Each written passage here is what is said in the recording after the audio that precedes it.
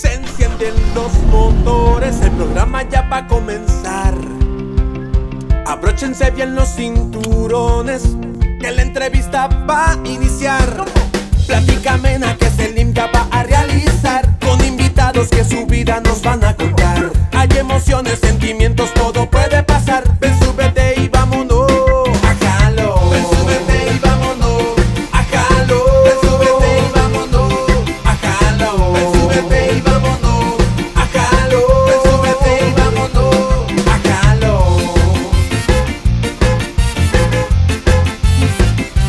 A Jalo. Ven, súbete y vámonos a Jalo. Ven, súbete y vámonos a Jalo. Ven, súbete y vámonos a Jalo. Ven, súbete y vámonos a Jalo. Ven, súbete y vámonos a Jalo. Con Selim López. Qué verdadero placer, don Arturo Troches, por estar conmigo hoy en Ajalón. Usted es el gerente de la UMAPS en la Alcaldía Municipal del Distrito Central. Y hoy vamos a conocer parte de su historia de vida, pero también la situación, no sé si crítica o de conciencia que los capitalinos tenemos que tener en función a este vital líquido, con las condiciones y las características que ya todos sabemos, que aquí hay muy poca agua. Pero para empezar, agradecerle porque haga un espacio en su agenda. Sé que es un hombre ocupado y gracias por atenderme hoy en Ajalón. Bienvenido. Muchísimas gracias, periodista don Selim López. Es un honor para mí estar en este muy gustado programa. Efectivamente vamos a tener oportunidad de conversar qué es lo que hacemos, qué estamos haciendo para disminuir un poco el impacto, ¿verdad? Que estamos a punto de entrar los capitalinos por el tema del verano, ¿verdad? Que dicho sea de paso ya lo tenemos presente, pero sí, no se están sintiendo sus efectos porque en la empresa municipal, la UMAPS, nosotros estamos tomando medidas, ¿verdad? Para que los capitalinos sigan con su vida normal y con el suministro de agua que nosotros rutinariamente proporcionamos. La primera pregunta que yo hago es: ¿dónde tiene el ombligo enterrado? Excelente. Yo nací en los campos bananeros de ahí, Coyoles Central. Ajá. ¿Verdad? Un campo que se llama El Cayo. ¿Verdad? Cayo es porque está rodeado por el río Aguán en un costado y el río Yaguala en otro, de manera que estábamos, decimos, encallados, ¿verdad? Entonces el campo El Cayo, el campo El Cayo es vecino con otro campo que se llama Palo Verde. Allí nació nuestro amigo don Jorge Zelaya, sí, el periodista. Sí, que sí, tiene anécdota aquí en este programa. Ahí le hice una pregunta que se hizo viral. ¿Usted es hijo de? Juan Troche es mi padre. Todavía vive, 97 años. ¡Pucha! Sí. ¡Qué suerte y qué bendición, diría yo! Sí, es una bendición. Mi madre ya está descansando, Maura Oviedo. Sí. Hace 11 años ella ya pasó a la diestra del Señor. Claro que sí. ¿Cuántos hermanos tiene? Yo soy el número 10 de 11. ¡Huepucha! No había tele, ¿va? No había televisión. Yo soy el Messi de la familia. Soy el número 10. ¡Qué bien, qué bien! ¿Y cómo fue su infancia? ¿Cómo fue su niñez? ¿Cómo fue su adolescencia? Fíjese que fue muy bonita, en el sentido de que eran muy sanos esos campos en aquel tiempo. Eran bonitos, por cierto, ¿verdad? Las escuelas estaban dotadas con literatura, por cierto, gringa, ¿verdad? Ajá. Porque las escuelas eran sostenidas por la Standard Fruit Company, sí, claro, por la bananera. Claro. Entonces teníamos esa suerte de tener bibliotecas en nuestras escuelas. Sí. Al ser una familia numerosa, por supuesto que teníamos muchas carencias. Sí. ¿Verdad? Bastantes. Mi papá era el único que trabajaba, tenía un trabajo, como decimos, en una empresa. Uh-huh. Directamente él era obrero de la empresa bananera. Sí. Pero mi mamá ayudaba también y nos iba muy, muy bien, ¿verdad? Porque ella, yo digo que aportaba alrededor de un 40% al hogar. Sí. Mire. Ella costuraba, era la modista del campo. Sí. De hecho, en mi casa yo tengo las 2 máquinas de recuerdo. Mire, Sí, qué sí, interesante. las Pero máquinas de coser. usted dio Canas Verdes, fue por ser de los últimos, y digo yo, pucha, como los papás que tienen 11 hijos tienen control de tantos y cada uno con sus características, con sus ocurrencias. Fíjese que fui un joven súper tranquilo, gracias a Dios. Qué bien. Yo le puedo decir, pero va a sonar que no soy humilde, ¿verdad? Pero yo le puedo decir que siempre fui el número 1 en la escuela, ¿verdad? En el colegio. Luego acá mismo en la universidad, cuando yo me vine en 1988, yo mis cursos acá los pasaba en tres exámenes. ¿Se eximía? Sí, me eximía siempre, ¿verdad? Y eso en la escuela. De hecho, todavía conservo un libro cuando yo estaba en 3er grado, que la empresa, la Standard Fruit Company, me regaló un libro por ser el alumno más aventajado de todas las escuelas de la Standard Fruit Company. ¿Y eso por qué? Grado. ¿Por qué? O sea, que sus papás le inculcaron eso, la excelencia, o es nato. Yo creo que es natural. Tenía la suerte también de que mis hermanos mayores les gustaba la lectura a ellos. Ajá. Entonces en mi casa habían libros bastante. Entonces leíamos, por supuesto. Nadie me va a hablar de Julio Verne, sí. ¿verdad? Yo leía a Julio Verne cuando era un niño. Sí. Leía a García Lorca, ¿verdad? Este poeta español, lo teníamos en la casa. Recuerdo que teníamos un ejemplar de este autor hondureño, Matías Funes, ¿verdad? Yo todo eso lo leí. Este libro clásico guatemalteco de la cultura maya, se me escapa el nombre, también teníamos un ejemplar de eso. Sí. Entonces eso fue cultivando en mí, ¿verdad? Esa cuestión de sobresalir en la escuela. ¿Usted cree que incide en el futuro de un joven al convertirse en adulto y en profesional la lectura? Por supuesto que sí, por supuesto que sí.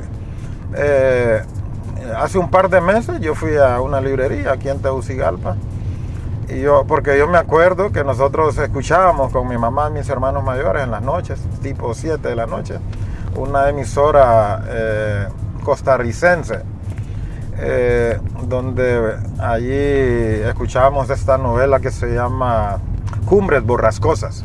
Era radionovela. Claro, radionovela. Yo recuerdo que eso estaba en mi mente y me fui a una librería aquí a Metrocentro, por cierto, sin querer hacerle publicidad. Me preguntaron qué libro quería, cuál era qué buscaba. Yo les dije, quiero este libro, y sí lo tenían. Y yo recuerdo que allá cuando escuchábamos la radio, nosotros escuchábamos, o en la novela se hablaba de un señorito Linton. Ajá. Y yo cuando busqué ese libro dije, no puedo estar equivocado yo. Y me fui, hay un café cerquita y busqué ahí.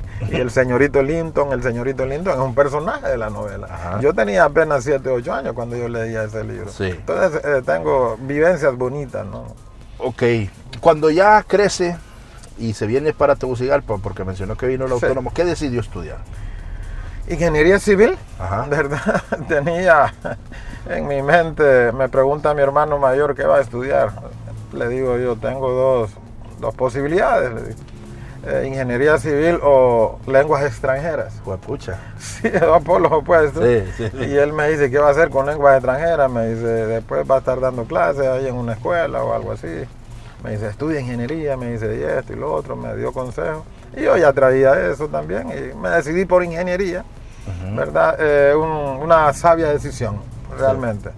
¿Habían otros ingenieros en su familia? No, soy el primer profesional universitario. Todos mis hermanos apenas llegaron a secundaria. Yo soy el primer. ¿Hubo orgullo en la familia, en los papás, por eso? Sí, así es. Sí. Así es. Mi papá, muy orgulloso. Me imagino que el esfuerzo que él hizo al verlo usted graduarse, ¿verdad? Sí, es como... También él se graduó, ¿verdad? Dijo, por lo menos lo logró uno. Toda la familia. Mi mamá, se lo voy a decir, mi mamá no sabía leer ni escribir. Mire. Y ella acá me mandaba cuando podía, me mandaba 300 lempiras, sí, ¿verdad? Y es así, hicimos ese esfuerzo. Claro. Yo, cuando salí del colegio, allá en 1986, salí del colegio, el 87 yo no estudié, me quedé allá en el campo. y ahí conseguí hacer temporadas en la compañía bananera. Hice una de 3 meses. Todos los fines de semana que nos pagaban el sábado, me pagaban 160 lempiras el sábado, yo ahorraba 100 y le daba a mi mamá, ¿verdad? 60 lempiras. 60, yo me ahorraba 100. Al final de los 3 meses, yo tenía 1000 lempiras ahorradas. Entonces, cuando me vengo acá a Tegucigalpa para estudiar, yo traigo 1000 lempiras.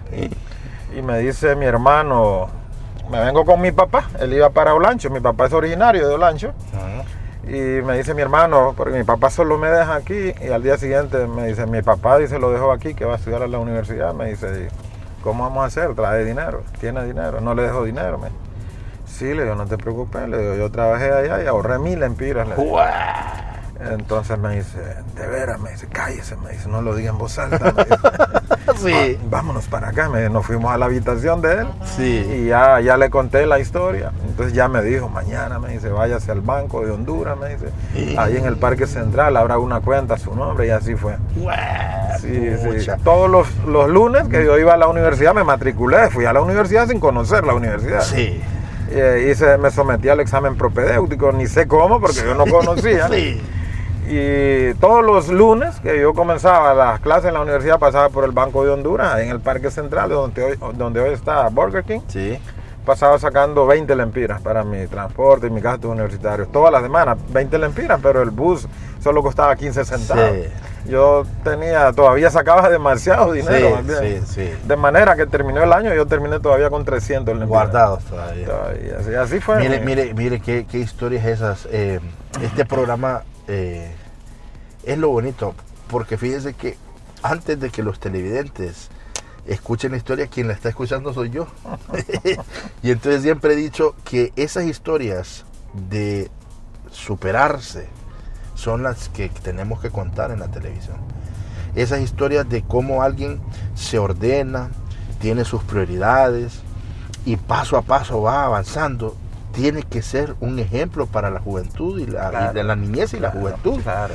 Porque las condiciones en las que usted creció y que muchos de mis entrevistados han crecido, han sido situaciones difíciles. Pero al momento de traerlos aquí es también para decirle al pueblo hondureño, mire, si él pudo, usted va a poder. Claro. Mire, y me parece interesante esa forma de que era bien aplicado en el estudio, era bien aplicado con sus finanzas, y pues prácticamente hoy por hoy está aquí por esa forma en que lo criaron y esa forma en la que usted fue desarrollando su propio carácter. Así es. Entonces, cuando ya termina la universidad y se termina graduando, porque el tiempo en televisión es muy corto, tenemos que ir avanzando. ¿Qué pasó? ¿Cuáles fueron sus trabajos? Así, en un resumen... Breve, sí. Seré breve. Mi primer trabajo fue en una pequeña constructora. El dueño, un ingeniero civil, se fue para Canadá, emigró. Mi sueldo eran 1.500 lempiras. ¿Qué pasó con ese primer sueldo? Porque mientras estudió no trabajó, ¿sí? No trabajé porque en el tercer año yo apliqué a una beca en la universidad, ¿verdad? Que era realmente una beca reembolsable, se llamaba préstamo educativo reembolsable, ¿sí? ¿Verdad? En el tercer año yo apliqué y me daban 300 lempiras mensuales. Pucha. Entonces con eso yo pagaba mis gastos. Al final de mi carrera yo saqué una deuda de 7.000 lempiras. 7.000 lempiras con mi primer trabajo. No con ese de 1.500 lempiras, sino que ahí estuve un año. Recuerdo que yo renuncié, ¿verdad? Porque me salió otra oportunidad en el FIS, por cierto. ¿Verdad? Era un buen sueldo, eran 5.500 lempiras, sí, súper bien. Entonces llegué a la universidad a decirles que yo quería pagar la deuda, ¿verdad? Los 7.000 lempiras. Y me dice, ¿cómo va a pagar? Yo les dije, voy a pagar 1.000 mensuales. No, me dice, mucho, me dice. Puede pagar menos, me dice. No, le digo, quiero pagar rápido, le digo, 1.000 lempiras mensuales. Entonces firmé ahí, ¿verdad? Y en 7 meses yo pagué mi deuda, lo que ellos me prestaron en 3 años. Pucha. ¿Verdad? Así fue, luego... o sea, la constructora y después pasa a FIS. Al FIS, correcto. ¿Cuántos años en el FIS? En el FIS estuve realmente poco, porque recordémonos que uno viene con tantas dificultades. Yo no podía conducir muy bien. Entonces tuve un accidente. Nombre. Muy difícil realmente. Se me murió una persona en el vehículo, cayó, tuvimos un accidente, nos fuimos. Después de tantos años, hace poco miré el ingeniero que andaba conmigo ahí, Ajá. ¿verdad? Nos falleció una persona. Entonces, por supuesto, yo seguí en el FIS, pero ya las condiciones no eran las mismas. Sí. Entonces, aproveché una gira de trabajo para... Un paréntesis, ¿ese accidente lo marcó? Por supuesto que sí, por Sí. supuesto que sí, definitivamente. ¿Y cómo fue? En la zona allá adelante de Culmí, ¿verdad? Fui y andaba con este ingeniero, yo le iba a supervisar una construcción que él tenía allá. Sí. Él decía que nunca nadie había ido a supervisarle su proyecto. Y entonces no le autorizaban pagos. Y yo voy de valiente. Sí. Yo voy de valiente. Unas carreteras que usted Sí, no tiene idea. sí. Es lo peor, ¿no? Sí. Y yo estaba realmente aprendiendo a conducir. El ingeniero no conducía tampoco. Hijo de pucha. ¿Verdad? Entonces nos fuimos a un abismo así. La persona que llevábamos era que le habíamos dado jalón en el camino. Ah. Nos pidió jalón y él iba en la paila, se cayó y murió, Y cayó. murió, sí. Fue horrible, ¿verdad? Luego me fui a trabajar con otro ingeniero en carreteras allá en Olancho. Ajá. Ahí estuve 2 años porque eran contratos. Sí. Y bueno, así fue que fui avanzando, Ujú. ¿verdad? Luego en Injupen me fui como ingeniero supervisor a San Pedro Sula. Y luego ahí ya tenía alguna experiencia. Después de eso yo ya hacía contratos al FIS, ¿verdad? Construcciones de escuelas, Ajá. colegios, centros de salud. Y en eso se vino el MIT. Sí, hombre, ¿verdad? 98. Se vino el MIT en el 98 y allí me sale una oportunidad para irme al exterior a estudiar una maestría. Ajá. Conocí a una persona, ¿verdad? Que tenía contactos. Entonces me dijo que tenía esa oportunidad, que si ahí me gustaba, sí, le digo, yo quisiera continuar estudiando. Entonces un día así me dice, fíjese que está esta oportunidad. Guau. Apliqué a la Universidad de Costa Rica, en 2 semanas me respondieron que estaba aprobado. Sí, ¿Y sí. qué fue a especializarse? Estudié hidrogeología. Hidrogeología es la ciencia que estudia las aguas subterráneas. Ahí las voy. aguas del subsuelo. Digo yo, ¿y cómo es que termina en un MAPS un ingeniero? Digo yo, Sí, ahí está la respuesta. Claro.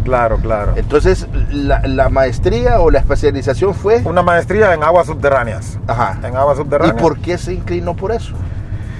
Justamente ahí en esa época del MIT, recordemos los daños que hubieron a los sistemas de agua en todo el país. Claro. ¿Verdad? Entonces yo miré que había realmente una deficiencia de conocimiento en el tema de operación de pozos. En ese momento yo ni sabía que era un acuífero, ¿verdad? Pero sí, yo miraba que yo y mis colegas, cuando nos enfrentábamos con una situación de bombear un pozo, no teníamos, nadie tenía conocimientos fuertes, ¿verdad? Entonces se dio la oportunidad en el área, ¿verdad? En Costa Rica, y me fui. Estuve 2 años allá. Es como Afortunadamente. usted vio algo que había deficiencia y dijo, por ahí me puedo ir. Así es, y bueno, recordémonos que los recursos hídricos, cada día, Sí. ¿verdad? Su calidad, incluso su calidad, recursos hídricos superficiales, su cantidad va disminuyendo, Claro. desafortunadamente. Entonces, el potencial estaba en las aguas subterráneas. Cuando regresa de Costa Rica, ¿qué pasa? ¿Cuánto tiempo estuvo, por cierto? Estuve 2 años allá, Ah. estando allá. Bueno, y a todo esto, ¿y la familia y los hijos? ¿Cuándo? No, era soltero. Ah, todavía. Era soltero, Ah, ok, sí, todo ok. era soltero. Tenía 31 años. Ajá. Pero antes de irme, me comprometí con mi novia. Ajá. Me comprometí con mi novia, yo me fui y vine en mi primer vacación de Semana Santa, vine solo a casarme con ella. Pero solo nos casamos hoy. Recuerdo que era un sábado de gloria y al día siguiente yo me fui. Ajá. Yo me fui al día siguiente. Y- Ella y- quedó acá, ¿verdad? Llegó allá a Costa Rica luego en el mes de septiembre, 6 meses después. ¿Sigue casado con él? Sigo casado con ¿Es ella. el amor de su vida? Afortunadamente sí. ¿Es la que manda? Sí, desafortunadamente. Es la que lo pone quieto, pues. Sí. ¿Cuántos años casados? En el 99 al 2023, 22 años. Mira, qué 24 años, Sí, más bien, 24 24 años. ¿Cuántos hijos? 2 hijos, allá nació mi hija mayor, Ajá. nuestra hija mayor, allá nació en el Es año tica, 2000. entonces. Es tica hondureña, Ajá. las 2 nacionalidades. ¿Y cuando sí. juega a Honduras, Costa Rica? Apuntan más a los ticos. Ahí, a lo que le conviene, porque como siempre lo gana. Ah, sí. Mire qué interesante. Entonces, bueno, te regresa Sí, estando allá, un día recuerdo que yo estoy almorzando, estoy trabajando en mi tesis, estoy almorzando, recuerdo, y me llama una doctora, una investigadora, recuerdo el nombre de ella, Ingrid Vargas. Sí. Y me dice, ¿usted es Arturo Troche? Me dice, sí. Le digo, ¿usted es de Honduras? Sí. Mire que anduve en Honduras, me dice, estuve en el SANA con el ingeniero Rodolfo Ochoa, por cierto. Y me dijo que él sabe que hay un hondureño estudiando acá en Costa Rica, me dice, hidrogeología, y él quiere ofrecerle una oportunidad de trabajo. Me dice, aquí me dio el número para que lo llame. ¡Qué bárbaro! Entonces yo ni terminé de almorzar, sino que ahí nomás lo llamé. Y de manera que en diciembre que me vine ya a pasar vacaciones de Navidad, al día siguiente yo llegué a la oficina de él y yo ya tenía un empleo. Eso no puede ser factor suerte. O sea, yo digo, no hombre, ¿cómo va a ser suerte si el hombre se fue a especializar? Pero sí es, creo, estar en el lugar adecuado, en el momento adecuado. Así es. Entonces, cuando ya regresa, ya tiene la oferta laboral, pero tenía que terminar allá, o ya había terminado. Ya había terminado, solo necesitaba ir a presentar mi tesis. Ajá. De hecho, yo había entregado mi tesis. Ajá. Solo tenía que regresar al año siguiente, ¿sí?, a presentar mi tesis un día, ¿verdad? Entonces acepté el trabajo en el SANA. Y el sueldo era mucho mejor todavía, me imagino. No crea. No. Eran 16,000 lempiras. Ajá. La verdad, yo siempre he creído que uno tiene que demostrar, claro, ¿verdad? Tienen que demostrar su trabajo, que lo conozcan. Su capacidad. Su capacidad, y bueno, el jefe tendrá que reconocer eso. Ajá. Acepté 16,000 lempiras, en ese tiempo no eran ni $1,000 todavía, eran alrededor de $900. Y recuerdo que una ingeniera, compañera, me decía, no sea tonto, me dijo, no acepte eso, muy poquito, porque ella estaba también, que si yo aceptaba más, ella iba a pedir la nivelación a mi sueldo. Claro. Pero luego le voy a decir que en menos de un año yo ya había mejorado. En 2 años ya estaba con un buen sueldo, casi en 2 años ya tenía 25,000. Pucha. ¿Verdad? Y así fue, no fue nada fácil en todo. Pero ahí en el SANA, ¿cuánto tiempo estuvo? Bueno, 2 años para esos 25, pero me imagino que estuvo más. Estuve 15 finalmente. Bueno, estuve 15 años, al 9º año, recuerdo en el 2009, me llama el gerente, yo ya era jefe del departamento de alcantarillado sanitario, y me llama el gerente, el señor, que en paz descanse, el ingeniero Jorge Méndez, y me dice de que voy a ser nombrado gerente de la división metropolitana del SANA. Es el equivalente a la posición que hoy tengo. Claro. ¿Verdad? Un cargo técnico eminentemente. Entonces lo tomé, ahí mi salario mejoró, el estatus de trabajo también, la responsabilidad, por supuesto. Luego a los meses, en junio, recordemos el fatídico golpe de Estado. Sí. ¿Verdad? Luego llegó la administración de Porfirio Lobo Sosa y me quitaron todo. Pero en los 6 meses del de facto, Micheletti. Yo terminé, pero sin funciones. Claro. No hacía nada, sí. No hacía nada. Estaba ahí como nada más, solo terminando y esperando que me dieran mi cesantía. Sí, claro. Llegó Pepe Lobo y realmente sí me quitaron mi escritorio, me quitaron todo. Yo no hacía nada, no tenía nada. ¿Verdad? Pasé los 4 años de Pepe Lobo realmente en esa condición, sin funciones. Sí. Luego cuando llegó este muchacho Hernández,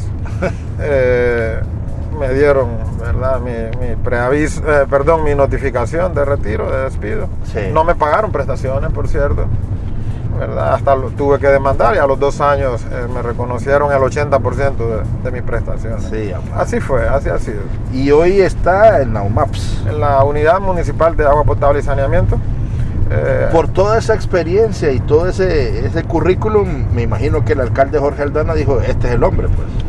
Sí, yo creo que él tuvo que haber visto algo bueno en mí, sí, ¿verdad? Y espero no haberlo decepcionado. Sí. Espero no haberlo decepcionado. Bueno, vamos ahora a la parte del agua, después de brevemente conocer su historia de vida, en la que destaco que tiene claro siempre tuvo claro cuáles eran sus prioridades, siempre fue un hombre ordenado, y creo que sus papás hicieron un buen trabajo. Imagínense ser el primero de 11 en graduarse, sí, eso habla bien de usted. Muchas gracias. Vamos a hablar la realidad del vital líquido en Tegucigalpa. ¿Qué tan complicado va a ser este verano para los capitalinos con el tema del agua? ¿Qué se está haciendo? ¿Qué vamos a realizar? ¿Se van a hacer las represas? ¿Cómo vamos a darle agua a una capital que creció sin orden, que cada vez somos más pobladores y que tenemos necesidades fuertes del agua? Sí, es una buena oportunidad para informar a los capitalinos y a los hondureños en general del trabajo que hacemos en UMAPS. En primer lugar, ya está anunciado una temporada climatológica muy adversa, ¿verdad? Con malas o difíciles condiciones, ¿verdad? De lluvia, lo que va a incidir, por supuesto, en la recuperación de nuestros embalses, ¿verdad? Y por supuesto en el suministro. Sin embargo, el año pasado, recordémonos que tuvimos un invierno muy favorable. Sí. Aunado a ello, nosotros hicimos trabajos en UMAPS muy importantes que nos permitieron almacenar más agua, ¿verdad? De la que activando los dispositivos necesarios para almacenar más agua, cosa que no se hacía antes. Entonces, dado eso, hoy en día tenemos en ambos embalses tenemos alrededor de un 20% más agua almacenada que el año anterior. ¿Cómo se logró eso? Okay. ¿Se hicieron trabajos o qué? Sí, hicimos trabajo. Por ejemplo, en el embalse de Los Laureles hay un dispositivo que le llamamos cortina inflable, ¿verdad? Está la represa, ¿verdad? Una obra de ingeniería. Luego, con los años se le adjuntó una cortina inflable, ¿verdad? Eso permite, ¿verdad?, almacenar 3 millones de metros cúbicos adicionales de agua.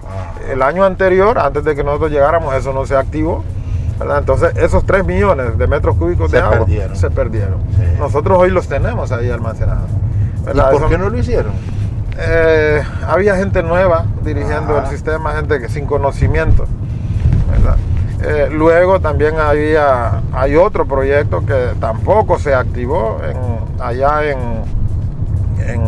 la administración anterior. Administración siempre, entre comillas, lo pongo yo.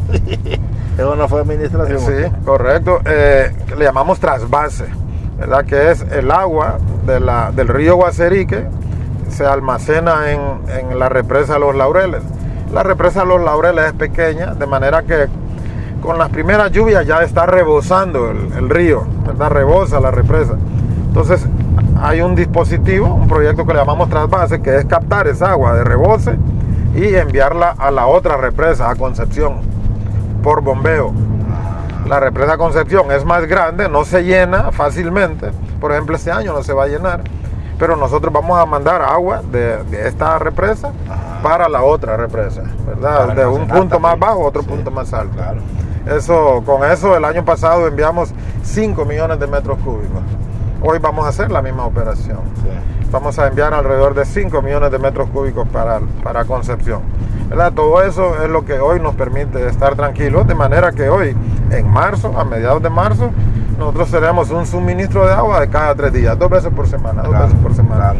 El año pasado nosotros a esta fecha estábamos recibiendo el suministro cada 5 días, ¿verdad? Y luego, iniciado o a mediados de marzo, se aplicó a cada 7 días, sí, una vez por semana, sí, bastante fuerte. Sí. La medida para tratar de distribuir equitativamente y que no se fuera de un solo. Pues. Es correcto, así es, gestionar el agua, administrarla. Claro. Óigame, pero yo que no sé, pues yo soy periodista y escucho, sí, ese proceso de quitar el sedimento de abajo de la represa, un dragado que se le llama. ¿Sí? Sí. ¿Se hicieron también? ¿Se hace? ¿Y qué tanto incide en eso? ¿O no es mucho? Qué bueno, usted hizo la pregunta correcta. ¿Qué tanto incide? Es un proceso caro, ¿verdad? Carísimo, y el beneficio es muy poco. Es muy poco. Costo-beneficio. Costo-beneficio. Y luego usted no puede hacer esa operación si usted no tiene cómo, de dónde brindarle agua a ese sector que hoy abastece esta represa, porque hay que vaciar la represa para dar esa operación. Claro. Pero mientras tanto, ese sector que se abastece de esta represa, Sí. ¿de dónde la va a abastecer? No tenemos otra fuente. Claro. ¿Verdad? Y luego lo otro que mencionamos, que el beneficio de eso no impacta realmente, ¿verdad? Ese volumen de sedimento que está ahí no es considerable si lo medimos en relación al volumen total del embalse. Siempre ese es como el miedo del capitalino. Uy, nos vamos a quedar sin agua. Y siempre escuchamos soluciones o aparentes soluciones. Sí. La perforación de pozos, por ejemplo, ¿qué tan real, y la misma pregunta, qué tanto beneficio es y cuánta agua tenemos abajo, pues, en los subsuelos? Sí, sí. Ok, recordemos que le mencioné que yo estudié hidrogeología. Claro. ¿Verdad? Tengo una maestría en agua subterránea. Solo una cosa, es que fíjese que una vez, le voy a contar esta anécdota, estaba escuchando yo, ¿verdad? Que, mira, me dicen, si quieres hacer billete, trata de encontrar agua en algún terreno que tengas por ahí, me dicen. Y entonces le decía, ay, ¿cómo agua esa papada? Mira, me dice, solo tenés que hacerle con 2 varitas, así, tac, tac, tac, tac, tac, así al estilo pueblo. Sí. Y entonces, si yo no sé, y si se mueve, no sé cuánto, me decían. Pero sí hay agua, pues, abajo en los subsuelos. Y usted, como con esa maestría, nos puede decir. Sí. En algunos sitios, no en general, ¿verdad? Pero sí, hay condiciones, ¿verdad? En algunas áreas. Tegucigalpa no fue bendecida en ese sentido, ¿verdad? Los acuíferos de Tegucigalpa son pobres. Sí. El subsuelo de Tegucigalpa, desde el punto de vista de producción de agua subterránea, es bastante pobre. Para ponerle un ejemplo, usted perfora en algunas áreas, incluso le voy a decir, en la mayoría de las áreas de San Pedro Sula, usted perfora un pozo, ese pozo le va a producir entre 1000 a 2000 galones por minuto, 1000 a 2000. Pues pucha. Usted hace esa misma operación acá en Tegucigalpa, perfora un pozo, ese pozo, el más productivo, y de ese por bendecido, le va a producir entre 80 a 100 galones por minuto, cuando allá le producen hasta 2000. Sí. ¿Verdad? En algunas áreas le produce 20 galones por minuto, Sí. ¿te entiendes? Con 20 galones por minuto usted le da agua a 5 casas. ¿Verdad? Es poco realmente, no es considerable. Entonces, no es una solución para Tegucigalpa desde el punto de vista de suministro de agua a la población. Soluciona para una vivienda, ¿verdad? Pero también un pozo es caro. Sí. ¿Cuánto tiene que bajar, por ejemplo? ¿Cuántos metros? Yo, como profesional, le podría decir de que lo mínimo tiene que ser 100 metros. No, hombre. 100 metros para abajo. 100 metros para abajo. Un diámetro mínimo de unas 6 pulgadas. Ese pozo le va a producir entre 20 a 50 galones por minuto. Y como usted bien dice, es caro ese procedimiento. Es caro, ese pozo de 100 pies no le va a costar menos de 300,000 lempiras. Wow. Después va a tener que comprarle una bomba, Claro. va a tener que electrificarlo. Claro. Y todo eso. O sea que el tema de pozos en Tegucigalpa No es solución. no es solución. No es solución. ¿Y por qué en algún momento lo vendieron como solución? Gente que no conocen el tema, no están informadas, Ajá. y otras que andan alrededor de negocios, ¿verdad? Miran ok. eso como Sí. un negocio y se lo venden. Hubo un proyecto, de hecho, en la administración de Ricardo Maduro, que vendieron un proyecto que le llamaban estructuras productoras de agua subterránea. Fue un fracaso, costó $13 millones. Se perforaron pozos y ninguno está en operación, pero los $13 millones sí se pagaron. Y no hay ningún pozo operando. ¿Verdad? ¿Por qué el funcionario? Es que esa pregunta no sé, ¿verdad? Pero ¿por qué el funcionario solo para los pandos? Bueno, algunos, Sí. solo para los pandos tiras, pues, o solo para, como usted bien dice, hacer negocios y no piensa en la necesidad y no piensa en el pueblo. Desafortunadamente, no hay compromiso, ¿verdad?, de estas personas que usted menciona. No son personas que han llegado a ocupar cargos para servir a la población, ¿verdad?, sino que para servirse. Nosotros estamos realmente para ayudar, ¿verdad? Ayudar primero, se lo digo sinceramente, al programa de gobierno de la presidenta Claro que sí. Xiomara Castro, del alcalde Aldana, Sí. y los resultados los va a tener la población directamente. Sí. ¿Verdad? Puede confiar el capitalino, el hondureño, de que nosotros sí realmente trabajamos para buscar solución, y la estamos dando. Claro. Usted preguntó en un momento de los proyectos que estamos trabajando para ¿verdad? Disminuir esta crisis de agua. Sí.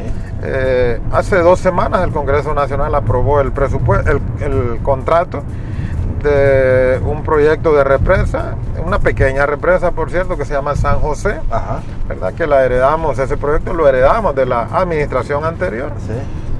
Hicimos cambios, ¿verdad? En el proyecto técnico. ¿Esa dónde está, esa San José? Esa está allá por el tablón, cuando usted va para la universidad UTH. Sí. UTH, ¿verdad? Sí. No, la otra universidad. ¿Cómo Unitec. se llama? Unitec, correcto.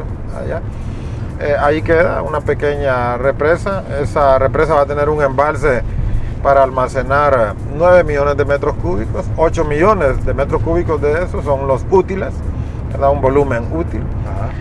Entonces va a ser una pequeña represa porque Los Laureles almacena hoy en día 10.5. Esta va a almacenar únicamente 8.1, 8 millones de metros cúbicos. Es un embalse pequeño, pero va a ayudar. Esa agua, el agua de ese embalse va a beneficiar a los sectores de la colonia Villanueva, colonia Los Pinos y sectores adyacentes ahí, ¿verdad? Hoy en día... Ahora, pero el tema de la distribución ahí, ¿cómo va a ser? ¿Cómo van a conectar? Porque muchas de estas casas, no sé si tienen la infraestructura para conectarse con el tema de la distribución, o solo va a ser una represa de almacenaje y se va a utilizar a través de pipas, como comúnmente lo hacen. No, en la colonia Villanueva, de hecho, ellos ya tienen infraestructura, tienen redes de agua potable, ¿verdad? Hoy en día nosotros ahí brindamos servicios. Primero lo hacíamos indirectamente a través de junta de agua, ahora lo estamos haciendo nosotros directamente, ¿verdad? Hay infraestructura, únicamente vamos a hacer una revisión muy profunda porque al haber agua continua y con mayor presión, es posible que tengamos bastante avería, tubo roto y todo eso, pero es algo que deberemos experimentar y debemos de corregir sobre la marcha. Entonces esa nueva represa que va a almacenar 8.1 va a ser solo para esa zona. Para esa zona, Villanueva, Los Pinos y esos sectores, posiblemente Nueva Suyapa, ¿verdad? Vamos a construir un tanque, ¿verdad? Estimamos de 1 millón de galones o más, ¿verdad? No lo hemos definido. Y luego de ese tanque se hará la distribución directamente a las viviendas. Otro proyecto que ya también está avanzado. La semana anterior las empresas culminaron el proceso de precalificación de firmas nacionales e internacionales para la construcción de la represa Jiniguare, una represa ubicada en el sector sur de la ciudad, justamente adyacente a la represa Concepción, ¿verdad? Esta represa va a almacenar 21 millones de metros cúbicos, ¿verdad? Estamos hablando de casi 3 veces este pequeño embalse de San José. Con eso sí esperamos también impactar un sector que tiene bastantes deficiencias de agua, que es el sector de este complejo de colonias ubicados en la zona del Cerro El Mogote, Arturo Quesada, Arcieri, Ramón Amaya Amador, infinidades de colonias ahí, ¿verdad? Alrededor de 200,000 personas. El agua de ese embalse va a ir a beneficiar a estos sectores y en el trayecto, ¿verdad? Vamos a beneficiar esas colonias que están en las adyacencias del anillo periférico, las Uvas, el Sauce, todo eso va a venir distribuyendo el agua. Y esta famosa represa Río del Hombre es la solución. Es como una utopía o es una realidad. O sea, si se llega a hacer, porque cuánto tiempo tienen de estar hablando de eso, y siempre la pintaron como que esa era la solución para Tegucigalpa, pero digo yo, y entonces. Ok, bien, es un importante proyecto. Con él se elimina toda esta carencia de agua histórica y estructural de los capitalinos, ¿verdad? Es un proyecto que está diseñado, un diseño preliminar, por cierto, para almacenar 100 millones de metros cúbicos. Estamos hablando de 8 el primero, el otro 21, es de 100 millones de metros cúbicos. De las nuevas represas. Es la nueva represa. Pero, por ejemplo, Los Laureles, ¿cuánto me dijo que era? Almacena 10. ¿Y 10.5? ¿De Concepción? Concepción almacena 36. Ok, entonces este sería el más grande. 3 embalses Concepción. Río del Hombre equivale al volumen de 3 embalses Concepción. Es un proyecto gigantesco, soluciona de una vez por todas. Yo creo que sí. Todo el mundo tendría agua, pues. Todos tendríamos agua y la tendríamos incluso por los próximos 15 a 20 años. Pucha. ¿Verdad? Todavía, o sea, la oferta de agua con este proyecto superaría la demanda de agua. ¿Verdad? Luego la población va creciendo. Como dice, si fuera cuestión de contaduría, no operaríamos en números rojos. Pues. No operaríamos en números Sí. rojos, así es, Sí. así es, definitivamente. Y eso entonces, o sea, porque los proyectos suenan bonitos, pues. Los proyectos y los estudios y la parte técnica que usted me dice, evidentemente daría una solución, pero como dice el pueblo hondureño, ajá, ¿y para cuándo pues? ¿O cómo lo vamos a hacer? Y la pregunta, sin ánimo de ponerlo en una situación incómoda, ¿se va a hacer en esta administración de Jorge Aldana? ¿Se va a empezar? Ya lo dijo usted, la vamos a comenzar, ¿verdad? Yo estoy bastante confiado que la vamos a comenzar. Uh-huh. Es un proyecto que realmente, como mencioné, está a nivel de diseño preliminar. Claro. Entonces hay que contratar el diseño final todavía. Sí. Hay que lanzar una licitación para que diseñe, ¿verdad? En forma final, ¿verdad? Valga la redundancia, que presente planos de detalle, presupuesto. Y una vez ya con eso, entonces se somete una licitación. Ahí estamos hablando de un proceso de alrededor de 2 años y medio, justamente para que una vez que se lance la licitación y presenten las compañías sus ofertas, nosotros iniciemos. Entonces, es posible, a esta fecha, todavía es posible que nosotros lo iniciemos en esta primera medida. El del Río del Hombre. El del Río del Hombre. Pero los otros... Iniguares sí, ¿verdad? San José ya está en operación. ¿Y esa represa de San José cuánto va a costar? Esa va a costar alrededor de $45 millones. Exactamente 1.100 millones de lempiras. Ok, ¿y la de San José? San José, Jiniguare va a tener un presupuesto entre 100 y 120 millones de dólares. 100, 120 millones de dólares. Sí. ¿Y esto? Río del Hombre tiene un presupuesto estimado, ¿verdad? Estimado de 400 millones de dólares. ¿Verdad? Entonces, eso es. Por eso es lo que usted dice, bueno, lo iremos a ver, lo iremos a hacer. Ahora, solo porque estamos prácticamente cerca de aquí donde estamos. Sí.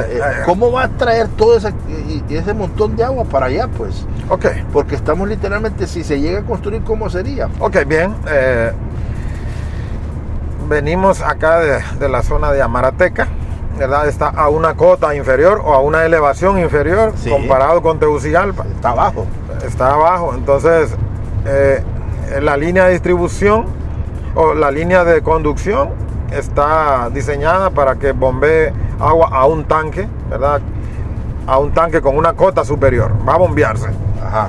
¿Verdad? Y luego viene por gravedad a Tegucigalpa. Para abajo. Viene para abajo para Tegucigalpa, sí, por gravedad. Sí. Hasta un tanque ubicado en la colonia Cerro Grande. Un tanque de 8 millones de galones.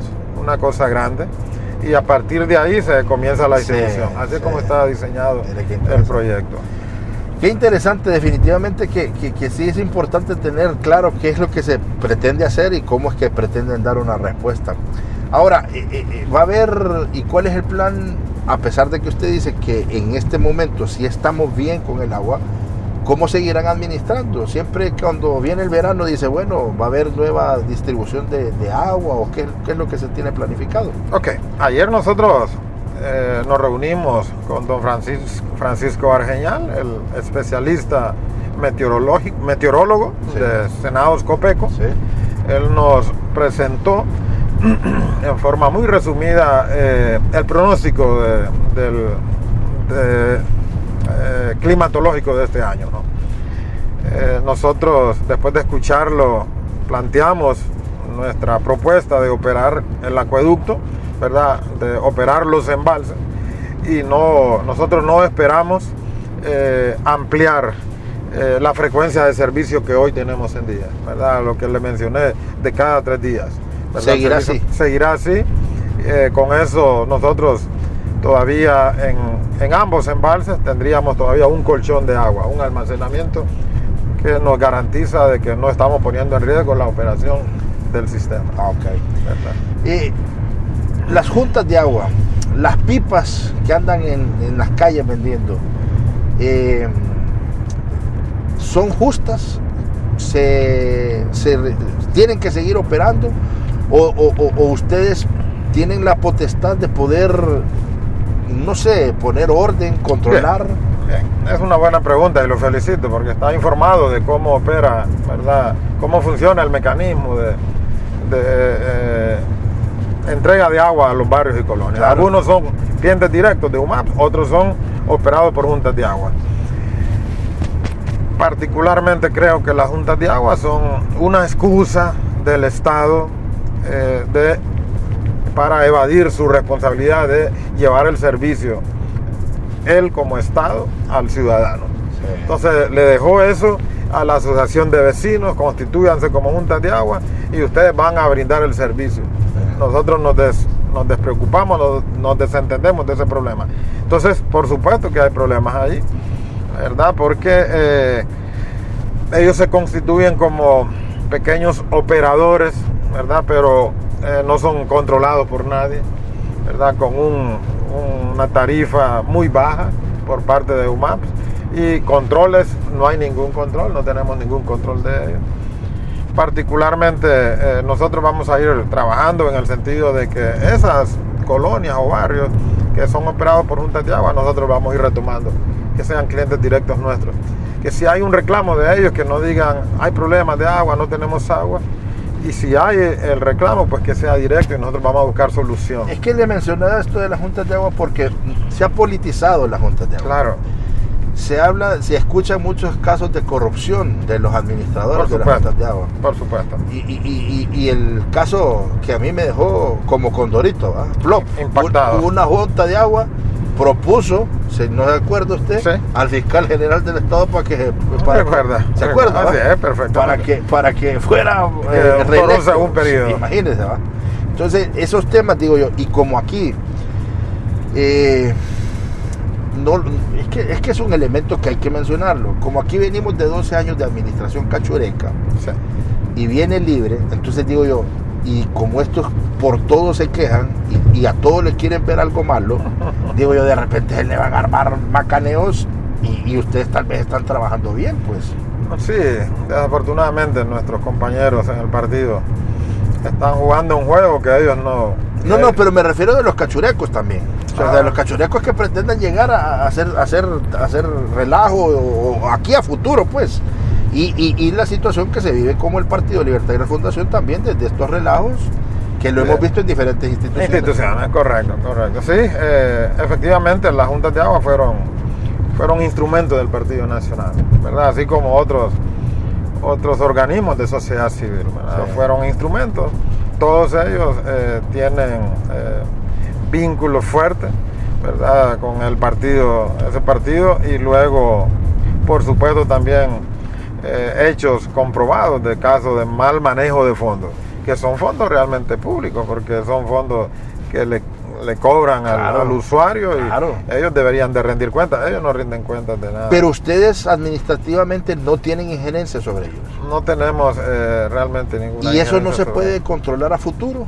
Por supuesto que sí, solo es de que el barrio o la colonia se reúna en asamblea y diga, ¿verdad?, de que quiere que UMAPS le brinde el servicio de agua. Nosotros con gusto lo hacemos. Mire, entonces, o sea, si una colonia, eso no lo sabía. Quiere revertir eso. Exactamente. ¿Cuál sería el procedimiento? Se reúnen en asamblea, ¿verdad? Y van a UMAPS. Realmente, efectivamente, que deberán ser supervisadas estas asambleas por un ente regulador que existe. Claro. Ente regulador de los servicios de agua potable y saneamiento. Claro. ¿Verdad? Y constata y da fe de eso, y nosotros los tomamos a ellos como clientes directos. ¿Y las pipas de agua es negocio particular? Porque es que recuerdo que en la administración, creo que fue de Ricardo Álvarez, andaba ahí haciendo proselitismo político con las pipas, y que se ponía y la gente y con los baldes y esto y lo otro. ¿Es un servicio que dan ustedes o es un servicio privado? Las dos cosas. Nosotros tenemos un programa de entrega de agua gratuito por camiones cisternas, por medio de camión cisterna. Tenemos en buen estado, ahorita tenemos 10 cisternas. No le cobramos un centavo al usuario, ¿verdad? Al ciudadano que nos llama, que no tiene agua en su casa, le llevamos agua, ¿verdad? Y el otro, ¿verdad?, que es el privado.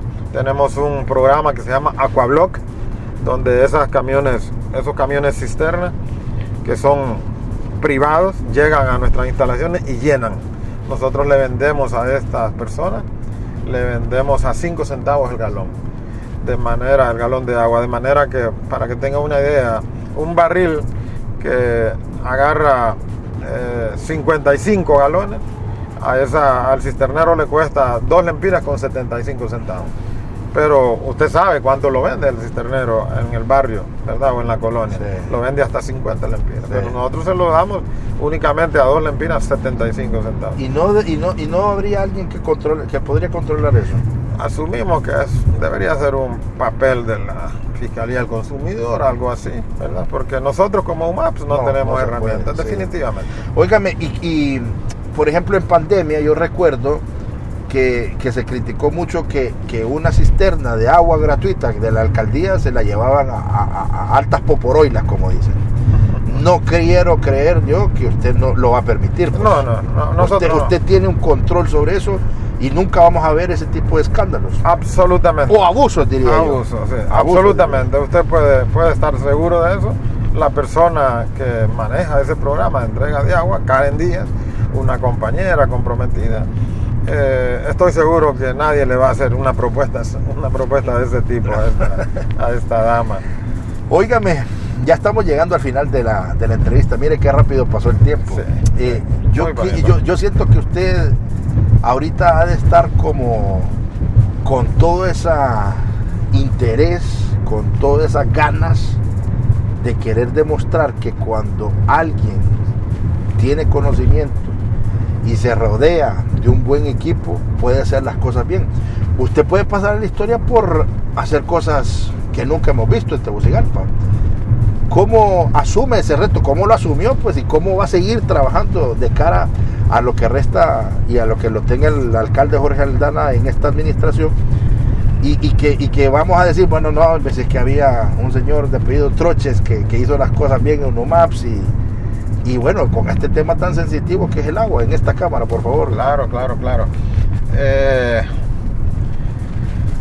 Nuestro sueño es, como usted bien lo dijo, pasar a la historia en una forma positiva, ¿verdad? Impactar positivamente la sociedad hondureña, la capital particularmente, ¿verdad? Construir los proyectos que requiere Tegucigalpa para solucionar de una vez por todas esta problemática endémica de crisis o de falta de agua. Estamos comprometidos con eso, pero eso no depende de mí, ¿verdad? Depende en gran medida del apoyo que yo tenga del alcalde y de la presidenta, y en efecto lo tenemos, ¿verdad? Yo hablaba ayer con él y él me dijo, ingeniero, el proyecto de represa Jiniguares, tenemos el compromiso de la presidenta Xiomara Castro de apoyo financiero a ese proyecto, ¿verdad? Entonces, gracias a Dios que tenemos un liderazgo político también comprometido, no solo profesionales comprometidos, sino que buenos líderes. Yo le digo que al final de esta primera administración del alcalde Aldana, los capitalinos vamos a tener mejores condiciones de vida en cuanto al suministro de agua. Perfecto. ¿Y con qué se compromete usted como funcionario público ante el pueblo hondureño ya para la etapa y el cierre del programa, mi estimado? En primer lugar, me comprometo a ser transparente en todos mis actos. Me comprometo también a dar lo mejor de mí, ¿verdad? Como profesional. De eso no hay ninguna duda. Bueno, y esperamos que al final de esta primera gestión del alcalde Aldana y de la presidenta Xiomara Castro, los capitalinos sean inteligentes y puedan también recompensar a estos líderes en el sentido de que sus propuestas se conserven, ¿verdad?, para una próxima contienda. Esto no va a terminar aquí en esta primera administración, vamos a volver a hacer otra oferta, ¿verdad? Espero que para esa época o para ese año nosotros hayamos solucionado esto y los capitalinos puedan premiarnos.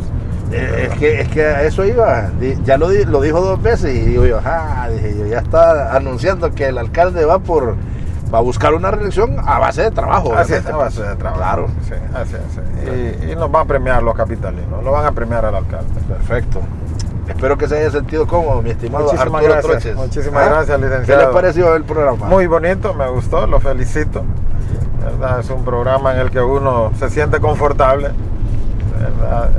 Tiene la oportunidad de retrotraerse a su infancia, en mi caso, Sí. ¿verdad? Lo que platicamos, a su juventud, bueno, y finalmente a la etapa de compromisos, ¿verdad? Que es lo que nadie quiere, pero Claro. yo lo asumo. Perfecto. Gracias por haber estado conmigo hoy y gracias a ustedes por habernos sintonizado en la historia de don Arturo Troches hoy en Ajalón. Los esperamos el próximo domingo. Que estén bien. Se encienden los motores, el programa ya va a comenzar. Abróchense bien los cinturones, que la entrevista va a iniciar. Plática amena que Selimka va a realizar, con invitados que su vida nos van a contar. Hay emociones, sentimientos, todo puede pasar. Ven, súbete y vámonos a Jalo. Ven, súbete y vámonos a Jalo. Ven, súbete y vámonos a Jalo. Ven, súbete y vámonos a Jalo. Ven, súbete y vámonos a Jalo.